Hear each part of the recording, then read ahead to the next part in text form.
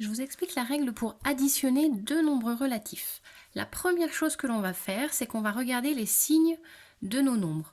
On va avoir deux cas de figure, soit les nombres ont le même signe, donc on a deux nombres positifs ou bien deux nombres négatifs, soit mes nombres n'ont pas le même signe, donc là on va avoir un positif, un négatif ou un négatif, un positif. Sur le premier cas de figure, si les deux nombres ont le même signe, le résultat va lui aussi avoir le même signe. Donc si les deux nombres sont positifs, le résultat va être positif. Si mes deux nombres sont négatifs, le résultat va être négatif.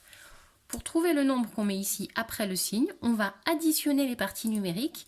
Donc 7 plus 4, ça fait 11. Donc ici, je suis à plus 11. Dans le deuxième cas, 10 plus 5, ça fait 15. Donc ici, je suis à moins 15. Donc, quand j'ai deux nombres positifs, j'ajoute les parties numériques et je garde le signe.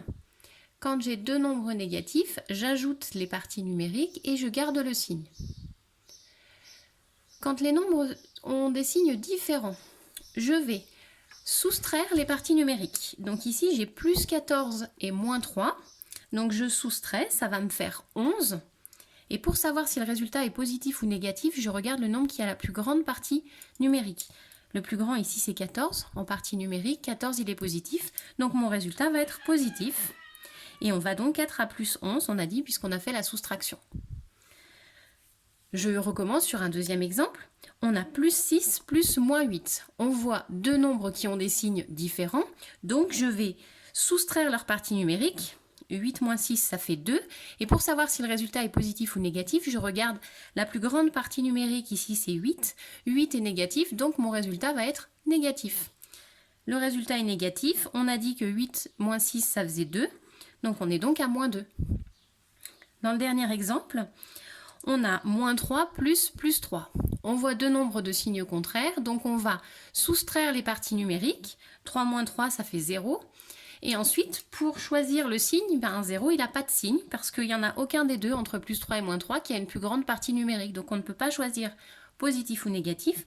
On est à 0. Et de toute façon, 0 n'a pas de signe, parce que les nombres positifs sont donc plus grands que 0, les nombres négatifs sont plus petits que 0. Donc 0 n'est ni l'un ni l'autre.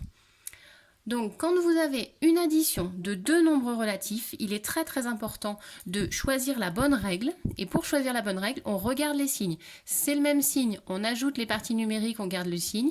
Signe différent, on soustrait les parties numériques et on prend le signe du nombre qui a la plus grande partie numérique.